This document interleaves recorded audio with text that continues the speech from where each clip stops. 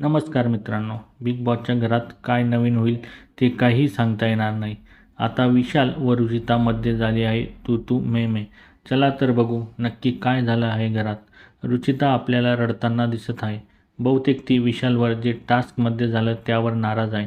तिथे अनुश्री जाऊन तिला समजावत आहे की तुला मी आधीच सांगितलं होतं. तिकडून विशाल येतो व रुचिताला बोलतो, तू का रिॲक्ट करते आहेस? 2-3 वीक आधी ते झालं. आता कुणाला बोलली तर त्याच्यावर रिॲक्ट करते आहेस. यावर रुचिता बोलते, ऐक ना विशाल, याच्या आधी खूप एक्स्ट्रीम झालं होतं.